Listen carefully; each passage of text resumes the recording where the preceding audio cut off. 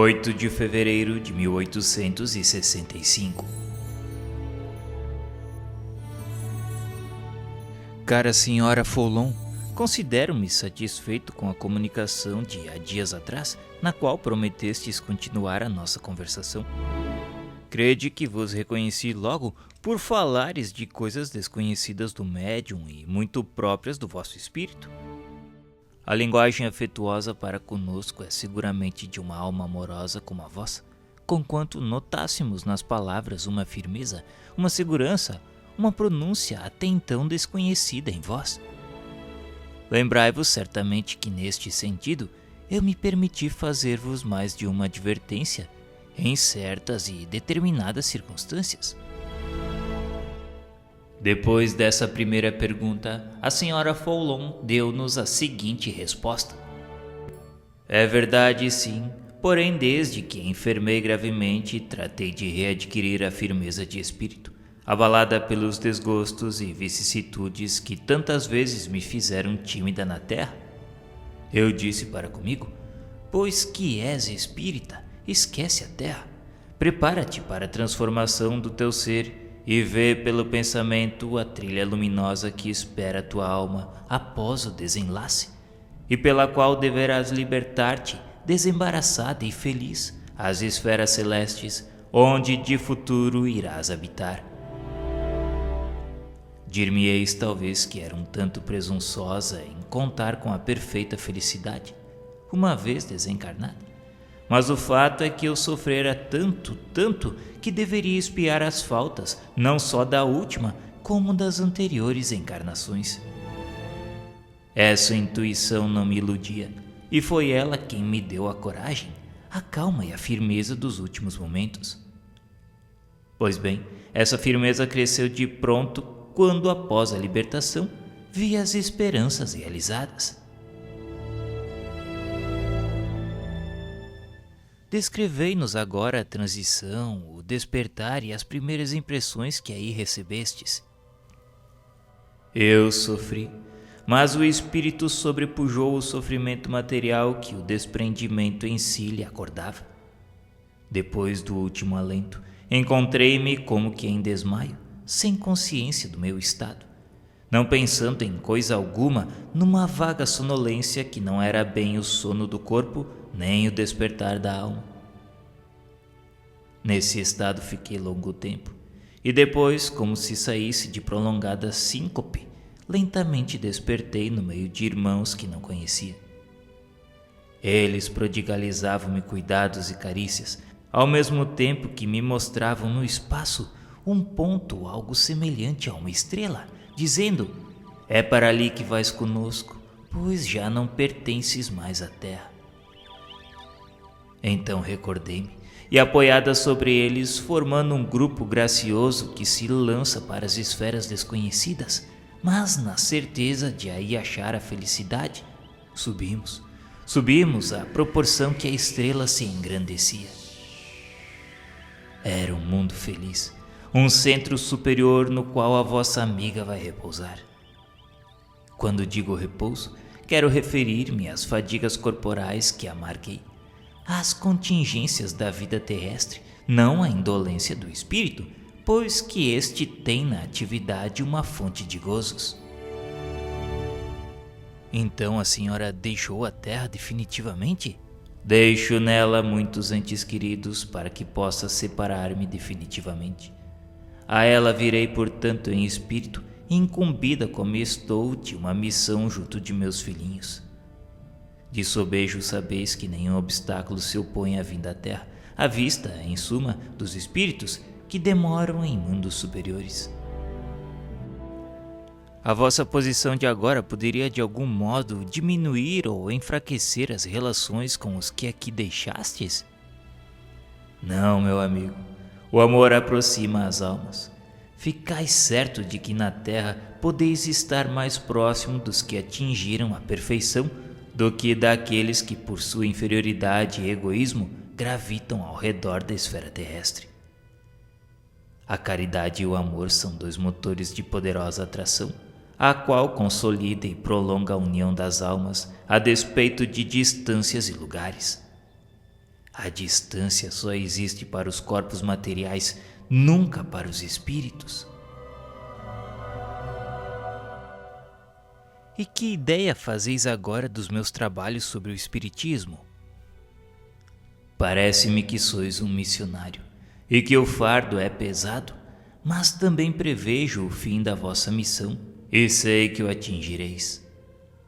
Ajudar-vos-ei no que estiver ao meu alcance com os meus conselhos de espírito, para que possais superar as dificuldades que vos serão suscitadas, animando-vos, enfim, a tomar medidas concernentes à dinamização do movimento renovador em que se funda o espiritismo, isto enquanto aí permanecerdes.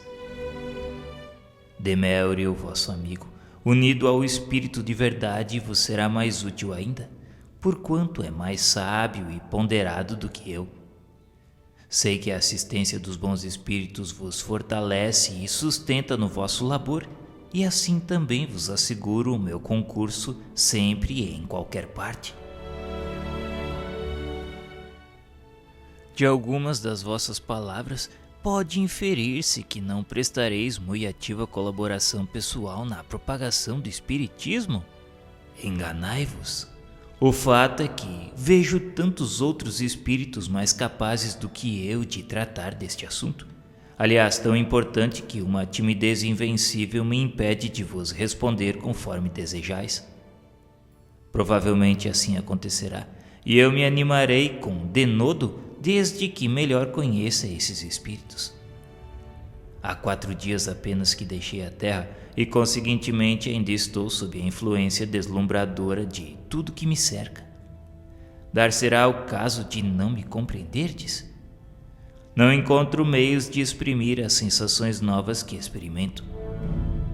Esforço-me a todo transe para fugir à fascinação que sobre o meu ser se exercem as maravilhas por ele admiradas.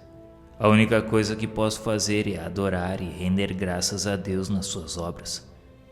Mas essa impressão se desvanecerá e os espíritos asseguram-me que dentro em breve estarei acostumada a todas estas magnificências, de modo a poder tratar com lucidez espiritual de todas as questões concernentes à renovação da terra. A tal circunstância deveis juntar mais a de ter eu uma família a consolar. Adeus e até breve, caro mestre.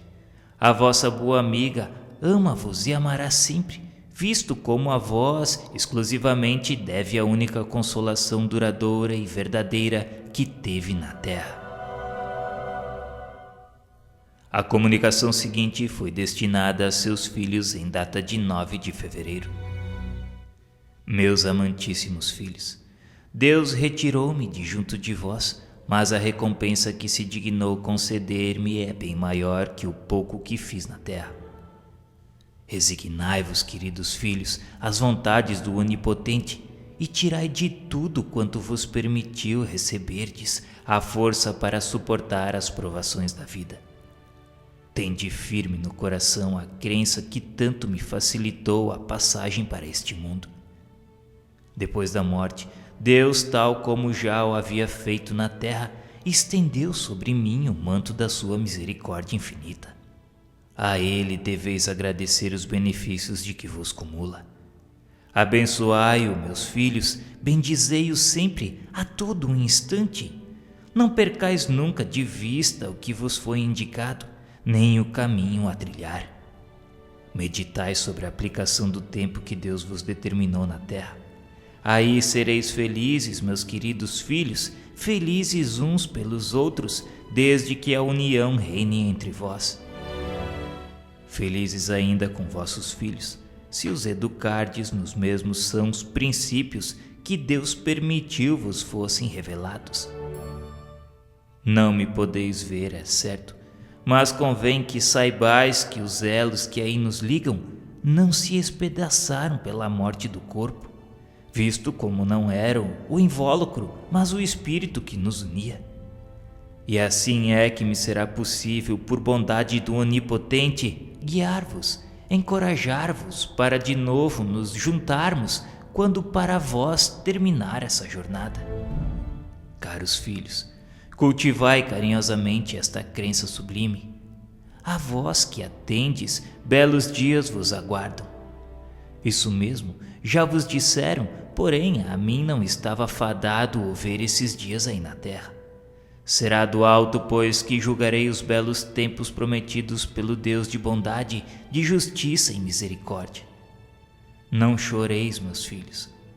Possam estas comunicações fortalecer-vos na fé, no amor de Deus, esse Deus que tantos benefícios nos prodigalizou, que tantas e tantas vezes socorreu vossa mãe. Orai sempre, que a prece revigora. Conformai-vos com as prescrições por mim tão ardentemente seguidas, quando como vós encarnada. Voltarei, meus filhos, mas é preciso consolar a filha que de mim tanto precisa agora. Adeus e até breve. Eu vou-lo suplico por vós, crede na bondade divina. Até sempre. Nota: todo espírito esclarecido e sério tirará com facilidade dessas comunicações os ensinamentos que delas ressaltam.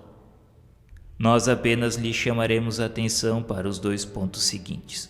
Primeiro, a possibilidade, por este exemplo demonstrada, de não mais ser preciso encarnar na Terra e passar a um mundo superior, sem ficar separado dos seres afeiçoados que aqui deixamos.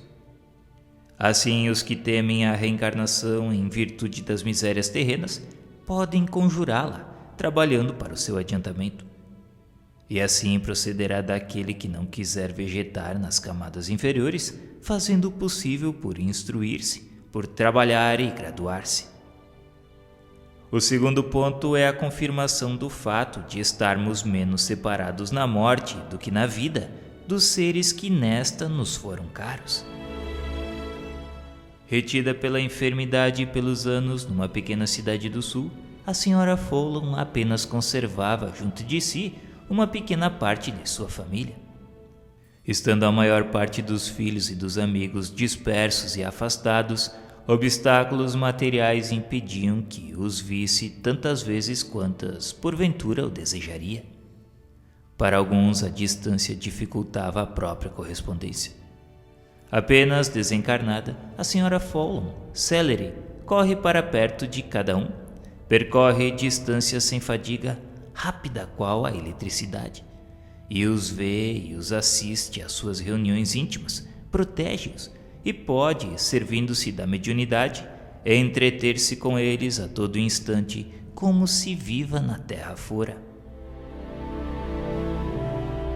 E dizer-se que a uma perspectiva tão consoladora ainda há quem prefira a ideia de uma eterna separação.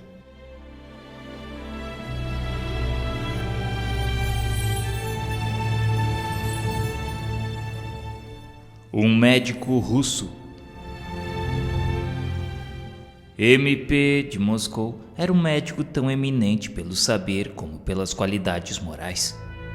Quem o evocou apenas o conhecia por tradição, não havendo tido com ele relações sequer indiretas.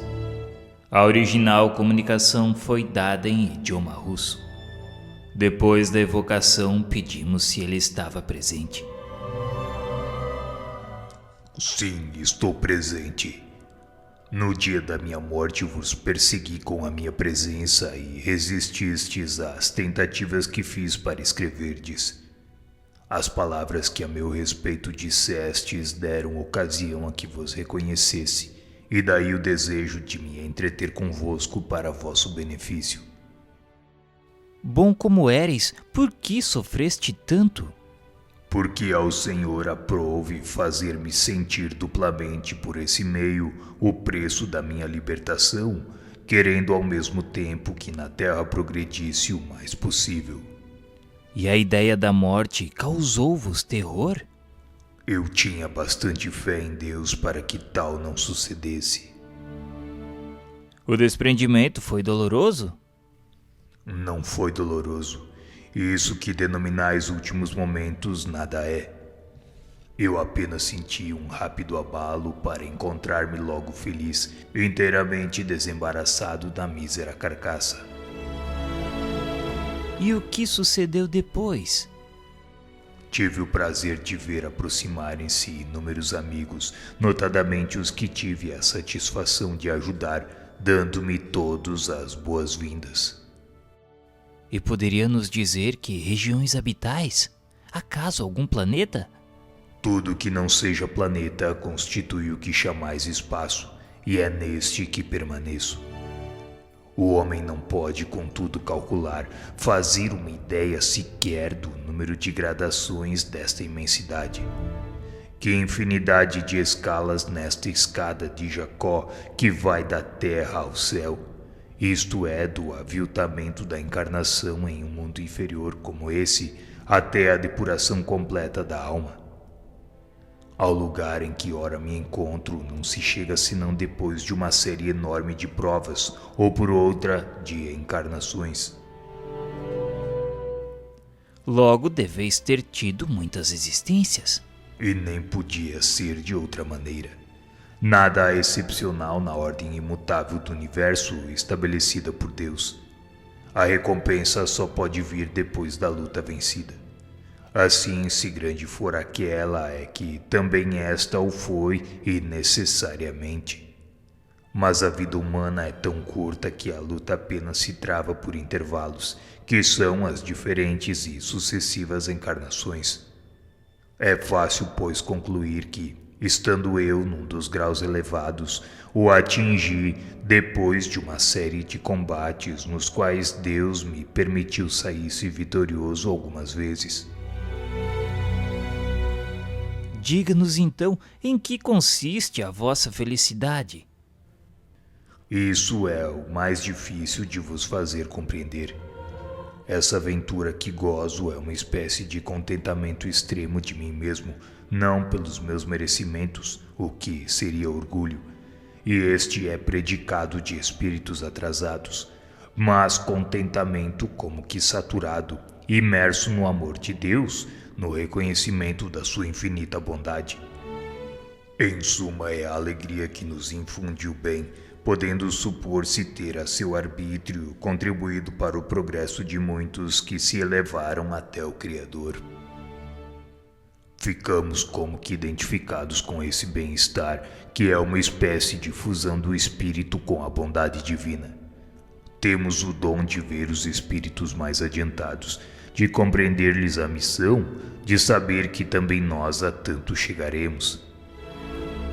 No infinito incomensurável entrevemos as regiões que rútilo esplende o fogo divino, a ponto de deslumbrar-nos mesmo através do véu que as envolve. Mas tudo que eu digo, você compreende as minhas palavras? Acreditais ser esse fogo a que me refiro comparável ao sol, por exemplo? Não, nunca. É uma coisa indivisível ao homem, uma vez que as palavras só exprimem para ele coisas físicas ou metafísicas que conhece de memória ou intuitivamente. Desde que o homem não pode guardar na memória o que absolutamente desconhece, como insinuar-se-lhe a percepção? Ficai, porém, ciente de que é já uma grande ventura o pensar na possibilidade de progredir infinitamente. Tivestes a bondade de exprimir o desejo de me ser útil. Peço-vos me diga em que. Posso ajudar-vos e amparar nos desfalecimentos, fortalecer nos momentos de desânimo, consolar nos de aflição. Se a vossa fé se abalar e qualquer comoção vos perturbar, evocai-me, porque Deus me permitirá vô-lo fazer lembrado, atraindo-vos para Ele.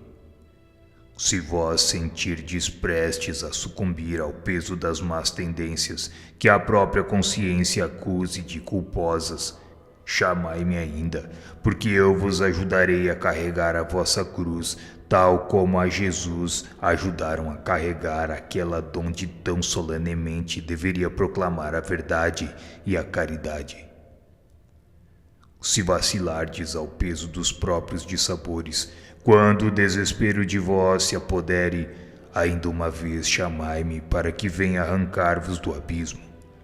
falando-vos espiritualmente, lembrando deveres impostos, não por considerações sociais ou materiais, mas pelo amor que vos transfundirei na alma, amor por Deus, a mim concedido em favor dos que por ele podem salvar-se. Certo na terra tendes amigos, os quais, compartilhando das vossas angústias, talvez já vos tenham salvo. Em momentos aflitivos, tratais de procurar esses amigos que dão conselhos, apoio e carícias. Pois bem, ficai certo de que no espaço também podeis ter amigos úteis e prestantes. É uma consolação poder-se dizer: quando eu morrer, enquanto à cabeceira do leito os amigos da terra chorarem e pedirem, os do espaço no limiar da vida irão sorridentes conduzir-me ao lugar adequado aos meus méritos e virtudes. E por que faço jus a essa proteção que quereis dispensar-me? Eis a razão. A vós me afeiçoei logo no dia da minha morte. É que, como espírito, vos vi do espiritismo, adepto sincero e bom médium. E como dentre tantos que aí deixei, fostes vós que vi primeiramente, logo me propus contribuir para o vosso progresso. O proveito não é apenas vosso, mas também dos que deveis instruir no conhecimento da verdade. Na vossa missão podeis ver uma prova eloquente do amor de Deus para convosco. Os que a vós se chegarem, pouco a pouco se tornarão crentes, e aos mais refratários, em vós ouvindo, também chegará, embora mais tarde, a vez de crer. Desanimar nunca, caminhar sempre, apesar dos pedregulhos, tomai-me por apoio nos momentos de desânimo. Não me julgo digno de tão grande favor. Mas por certo que bem longe estais da perfeição. Não obstante o vosso ardor na prática das sãs doutrinas, o cuidado em manter a fé dos que vos ouvem, em aconselhar a caridade, a bondade e a benevolência, mesmo para os que convosco mal se conduzem, a resistência aos instintos de cólera, que aliás facilmente poderíeis descarregar nos que vos afligem, por ignorantes das vossas intenções, tudo isso atenua a maldade que ainda possuís. Convém que o diga, o perdão das ofensas é de tantas uma das mais poderosas atenuantes do mal. Deus vos cumula de graças pela faculdade que vos concedeu e que deveis desenvolver pelo esforço próprio, a fim de cooperardes na salvação do próximo. Agora vou deixar-vos, porém, contai sempre comigo. Preciso se faz modereis as ideias terrenas, vivendo o mais possível com os amigos do espaço.